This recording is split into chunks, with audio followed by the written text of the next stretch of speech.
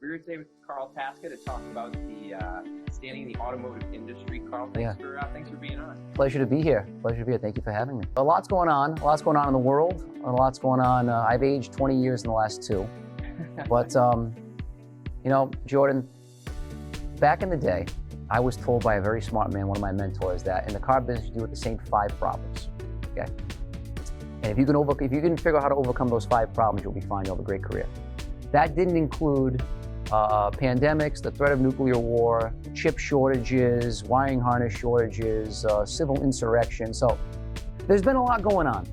But you know, at the end of the day, I have to start our time together by thanking the men and women I work with, my family and my extended family, the members of my team, because what we've been through and what we've been able to get through together in the last 2.5 years has been incredible. You will be satisfied is what we try to live by. It's our family commitment. And as we continue to grow, because we want to keep growing, our most important thing we need to hold on to is our culture. And that doesn't exist in a book, even though my grandfather wrote a book called You Will Be Satisfied. It doesn't exist in a book. It doesn't exist on something nice on a wall or a website. It exists in your people. So, you know, we've been through a lot the last couple of years. And the only reason we've gotten through it is because of the men and women that come through these doors. It's one thing to work on a team, but there's something about it being family. And there's something about having that shared experience where we both know what our grandfather would have done. Everyone says they're a family business, you know, and that doesn't necessarily, it's not necessarily a good thing, okay? It's not necessarily a good thing, you know. Herb Chambers, one of the most successful dealers in the country, said to me once that partners are for dancing and families are for Thanksgiving. So a family business brings its own unique challenges. But what makes us unique is we have that next generation coming up. So we have Bob before, Austin, Cameron, Dylan, Mark Jr., you know, my kids, Michael's kids, DJ's kids. So it's very rewarding to, you know, we're trying to run the company, trying to grow the company, do the right thing. And you want to do the right thing for the people who have come before you, for your grandfather, you know, for your dad, for your uncles. But when you have your kids watching you do it, it's a whole different level of responsibility. My cousins and I, we have such a responsibility to the men and women in this company because they saw how my grandfather did it and they saw how my father did it. You know, one thing that I noticed was people became very understanding of the challenges just of doing business in general. And our customers were able to work with us, and for better or worse, we got through the last 2 years. But especially the pandemic, it caused a lot of things that should have already happened to happen in my industry. So the level of transparency today in buying a car, it's the best it's ever been. And some things are harder, but overall, the level of information available to the customer right now versus 5 years ago puts the customer in such a position of power when they walk in the company, walk into the dealership, where they know they can literally go online, they can spec out the car, they can see the price. You know, cars pretty much sold for MSRP, so they know what the price is. They don't have to worry about coming in and all these different hoops to jump through. They can see what their car's worth, because with the shortage of cars, what do dealers want? We need inventory. So a dealer has made it so easy for the consumer to know what their car's worth now. Because at one point customers couldn't come to the dealership as easily because of the different COVID restrictions, we had to start selling cars remotely, and we haven't stopped. So that's been something that it's been a change.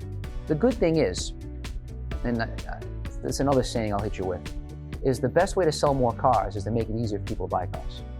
It's this steering towards a transaction. So we've adopted it. We've spent more time and money than I care to talk about redoing our websites, redoing our procedures, redoing how we train our people. But the best part is, if you read my grandfather's book that came out, I think in '92 or '93, and look at how he wanted to sell a car then, and compare it to how we're selling cars today, not much has changed. The same basic principles are still there. We just have some technology that, for better or worse, has pushed us along a little faster. Part of our sales process is, and even more so now because a lot of it happens online, is we know what you want to buy before you come in. Because you've told us, we've had the conversation. So we have the best available fit for you ready. You don't need 500 cars in stock to do that if you're a good salesperson, if you know your product. Anyone who's ever told me that buying a car isn't emotional, I tell them their trade is worth half what they thought it's worth. And then we see how emotional one becomes in the transaction. But it's hard to get emotional about buying something that's not here. So that has really caused us to have to do a much better job at utilizing technology to still create that emotion. This business is still about, more than anything, people talking about cars. And it's been a change because it's easy to talk about something when there's so many of them out there. But it's helped in a lot of ways because now the point of purchase has become the point of visiting the dealership. The days of I'm going to go to 5 different dealerships and shop, no one liked to do that. And I feel bad for people when they say I've been to 9 dealerships. I just say that's a tough day, man. That's a tough day because every time you go there, you're starting the same sales process over again and again and again. You know, now because of the inventory issue, you can go to one store and you can do the transaction. Which leads me to something I've touched on, the sales profession. Never, in my opinion, in the history of our industry, has the salesperson been so important.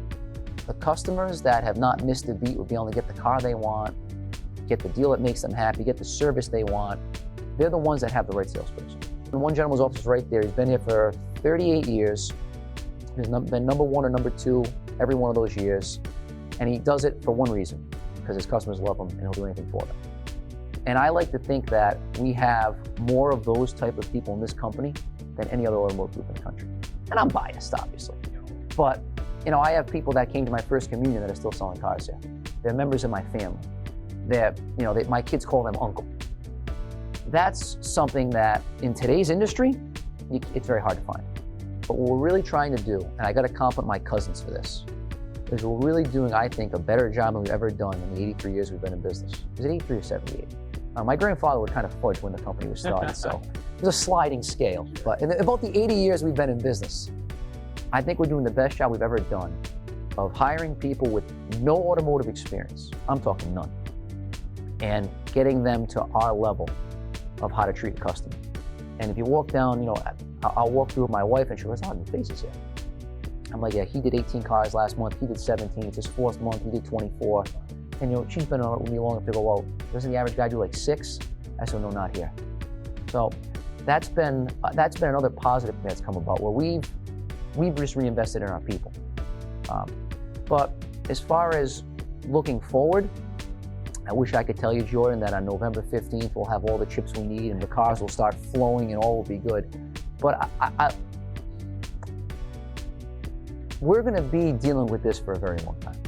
I don't know what this means, but we're going to be dealing with this. We're going to be dealing with some type of shortages where production, I don't think anyone wants it to ever go back to what it was, where manufacturers are producing so many cars and they sat on the lots and all that. But we also don't want it to be where it is now, where there's these egregious shortages. So I think we're going to come to a type of balance where dealers will stock less, customers will really be encouraged to order what they want, and the manufacturers are spending billions of dollars to be able to produce a car faster. My grandfather in the 80s said he wanted to get a car here in, I think, 45 days from order to dealership lot. Didn't quite get it there, but he wanted that in the 80s. So maybe Pop was a prophet in some ways, but that's the goal. And so we're never going to have these big supplies, but we're going to be better than we are now. I just don't know when that's going to happen. You know, COVID exposed a lot of weaknesses in how we build cars. It really did. But once you identify the weakness, you just can't. Fixed. Hey, we fixed it now. We build all the chips in America. Yay. We're talking billions and trillions of dollars of investment, and you just can't fake time. It takes time. So we're moving in the direction in this industry where a lot of the weaknesses that were exposed, they're going to be mitigated. But when you have 2 years of disrupted production and all that pent-up demand, you know, on average, you know, 15 to 18 million new cars a year are sold in America. That's usually what the number ends up being. And during COVID, that number went down to, you know, 10, 11. We had some months that they had the sales pace of 8 million car a month. So every month, people don't want to buy a car, haven't been able to do it. So you have that pent-up demand. Pent-up demand with a shortage, that's a tough thing to overcome. So we're going to be in something like this for the foreseeable future, but this will get better. Profit today to put us in a better position tomorrow. Now, I'm not saying we're not a charitable organization. We still have to make profit. I mean, I got 3 kids I got to take care of.